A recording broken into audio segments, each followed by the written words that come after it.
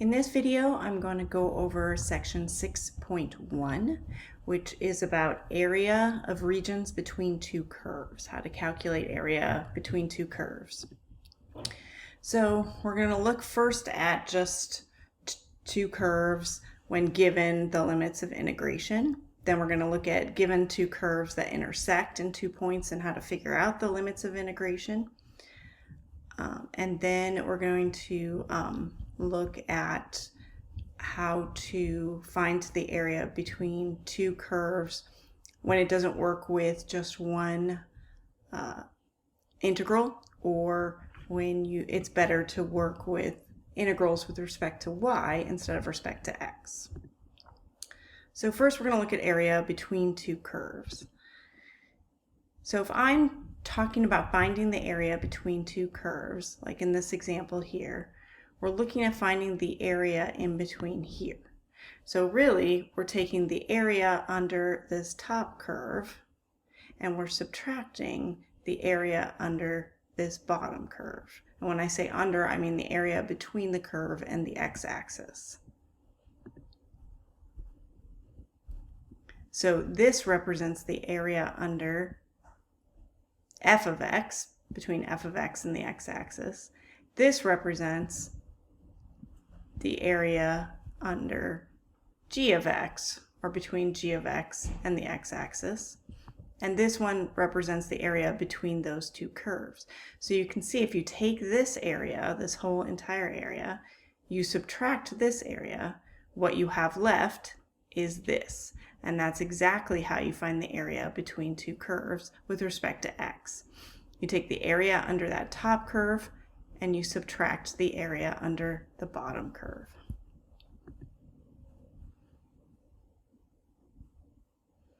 Again, we do that by taking little rectangles between the two curves, which are going to give us f of x minus g of x to be that height. Your delta x, or your dx in your integral, is your base length of each rectangle. And so we get the formula for finding the area between two curves when you're making vertical rectangles. You take that top curve minus that bottom curve. These limits of integration either come from given boundaries in the problem or from where the two curves intersect.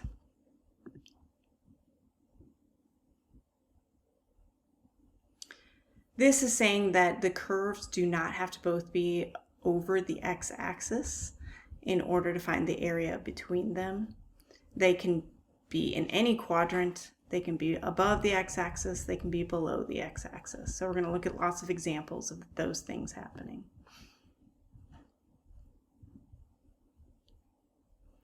And this is showing that the height and the base of the rectangles are the same no matter where the curves are on the graph.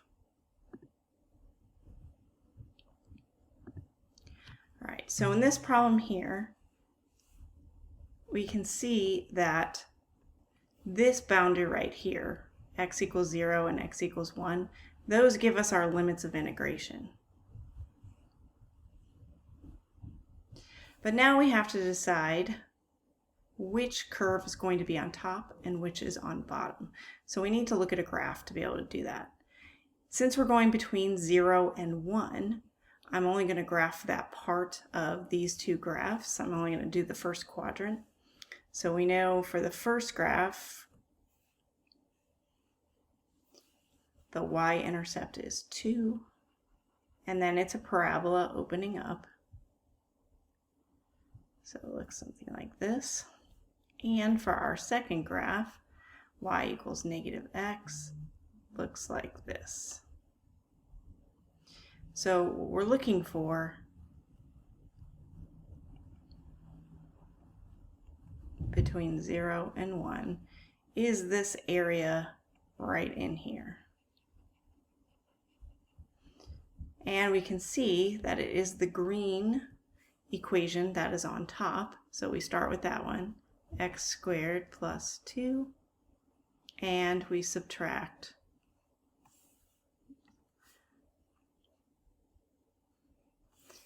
this purple equation, negative x.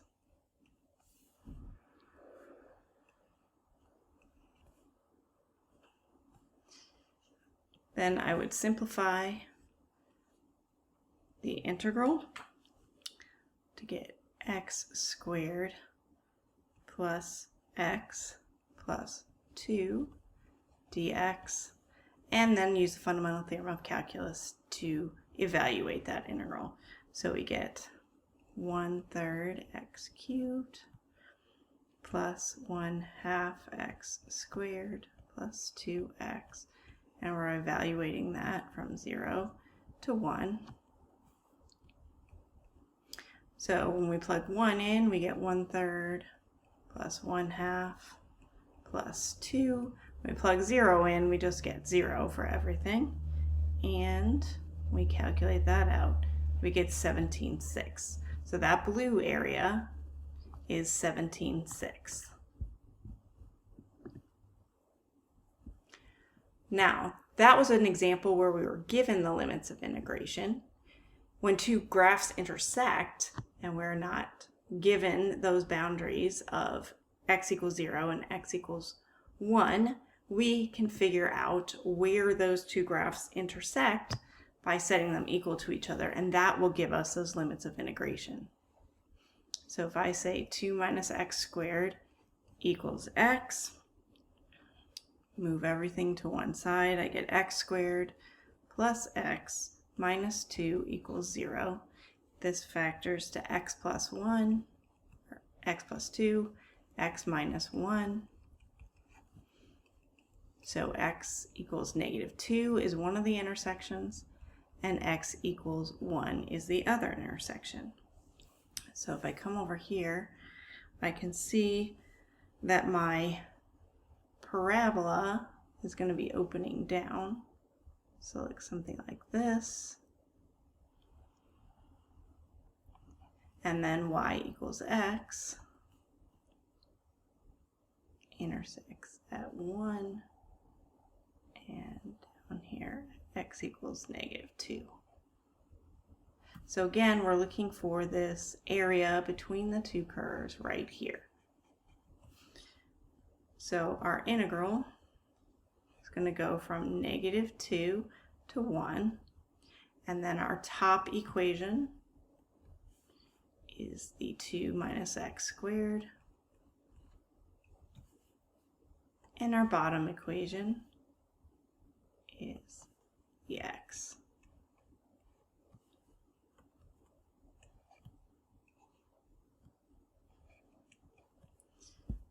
Again, clean that up to get -x squared minus x plus 2 dx. That evaluated gives us -1/3 x cubed minus 1/2 x squared plus 2x, and we're evaluating from -2 to 1. So when I plug 1 in, I just get -1/3 minus 1/2 plus 2. When I plug in -2, I get 8/3 minus 2 minus 4, and that gives me 9/2. So again, that blue area there is 9/2. In this one, sine and cosine intersect each other many, many times. So this question is finding the area of one of those regions. Because cosine and sine are symmetric and keep going the same way, all of those areas are going to be the same size, so you can pick which area you want to do. So if we're using this graph here, this intersection, where sine and cosine are equal to each other in the first quadrant, would be pi over 4, and in the second quadrant, or in the third quadrant where they're equal, would be 5 pi over 4. So those are our limits of integration.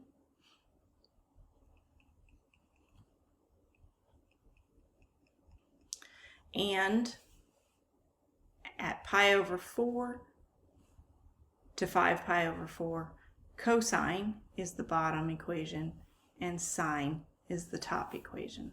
So we're going to do top minus the bottom. The antiderivative of sine is negative cosine. The antiderivative of negative cosine is negative sine. We're evaluating that from pi over 4 to 5 pi over 4. Cosine and sine of 5 pi over 4 are negative square root of 2 over 2. So if I add square root of 2 over 2 plus square root of 2 over 2, I get 2 square root of 2 over 2, or just square root of 2. When I plug pi over 4 in here, I get negative square root of 2 over 2 for both of them. So another negative 2 square root of 2 over 2, or negative square root of 2. So that gives me a total of 2 square root 2. Now in this case, which is why it's very important to be looking at the graphs before you set these up, these two graphs intersect in two different ways. From this intersection point to this intersection point, the blue graph is on top, the cubic, and the quadratic is on bottom. But from this intersection to this intersection, they switch. So we need to have two different integrals to do this problem. First, we need to find those points of intersection. So if I set these equal to each other,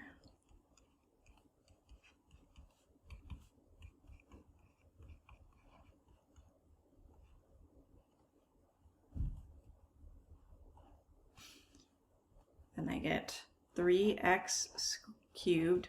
The x squareds drop out when I add that one over. And when I subtract 2x, I get minus 12x. Factor out of 3x, and I get x squared minus 4, which is a difference of 2 squares. So that factors to x plus 2, x minus 2. So my 3 points of intersection happen at x equals negative 2, x equals 0, and x equals 2.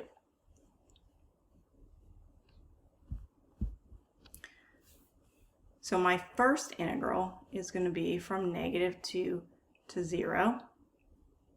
And in that section of the graph, the blue graph is on top, the cubic. So that's my 3x cubed minus x squared minus 10x. And we're going to subtract the red equation, which is negative x squared plus 2x. And then we're going to add to that the second section, which goes from 0 to 2. This time, the red graph is on top, and the blue graph is on bottom.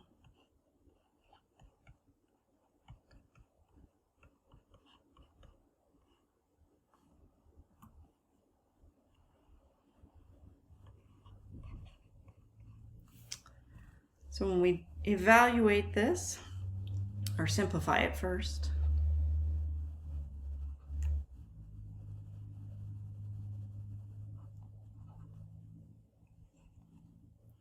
this simplifies to 3x cubed minus 12x dx, and this one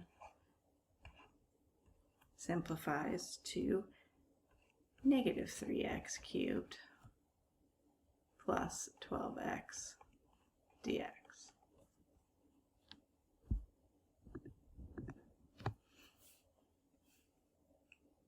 So this one, the antiderivative is going to be 3/4 x to the 4th minus 6x squared from negative 2 to 0. And this one is going to be negative 3/4 x to the 4th plus 6x squared from 0 to 2. Plugging in 0, we just get 0. Plugging in -2, we get 12 for the first part, 24 for the second.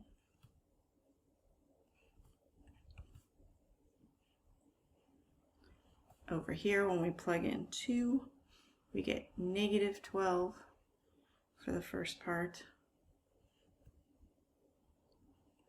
24 for the second. When we plug in 0, we get 0. And when we put that all together, we have 12 for the first part, 12 for the second part, which gives us 24 for the total area between those two curves. So that includes this area, which was 12, this area, which was also 12, to give us that total of 24. So everything that we've looked at so far have been vertical angles, where we have a top curve and a bottom curve. Now we're going to look at an example where we need horizontal rectangles, because we don't have a top and a bottom curve. We have a right curve and a left curve. And so that means we need to differentiate with respect to y. In this problem right here, we're given the two equations as x equals equations. And so these are the two graphs. This one is our horizontal parabola, and then here's our line. So as you can see in the picture, there is no top and bottom, but this is the right-hand curve and this is the left-hand curve. So instead of making our rectangles go this way, where this one would be on top sometimes, and then these two would be the two graphs from that point on, we can make one integral with our horizontal rectangles. So we need to figure out where those intersect. So we're going to set those y values equal to each other.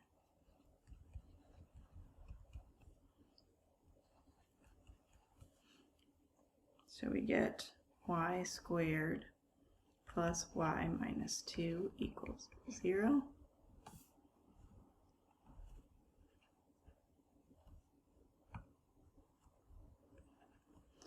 And that factors to y plus 2, y minus 1.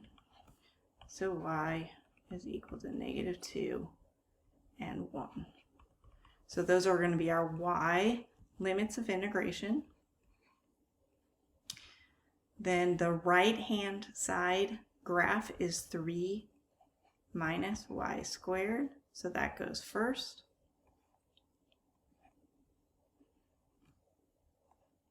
The left-hand side equation is the y plus 1, so that goes second. And we're integrating with respect to y, so it's a dy.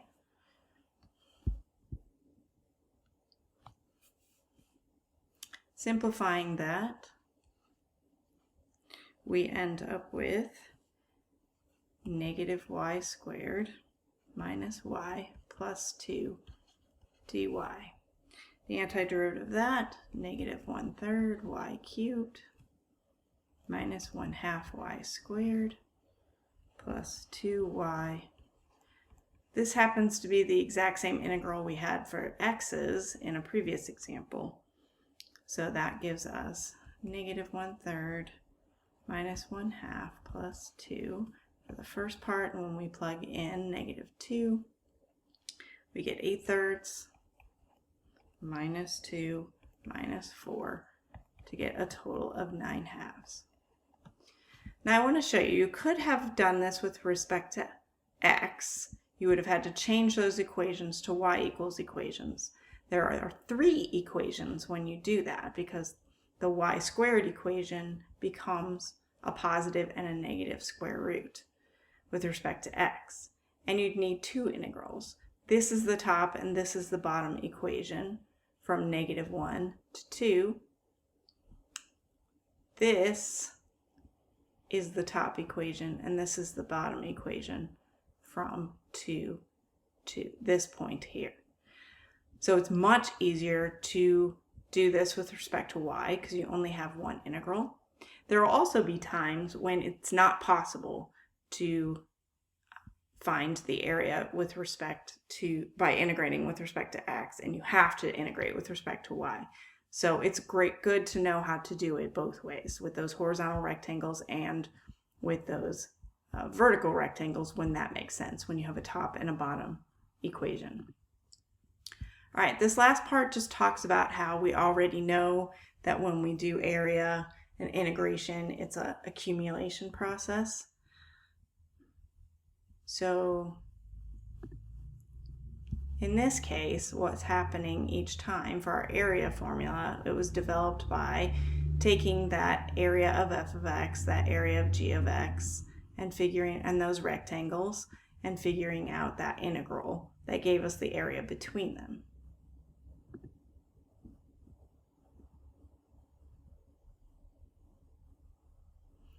So if we have something like this, where we want to describe the integration as an accumulation process, you can just think of that as rectangles between this and the x-axis, and that is going to hit the x-axis in these 2 points, that graph, so that gives us our limits of integration, and we get different rectangles whose areas we add together to get that total area.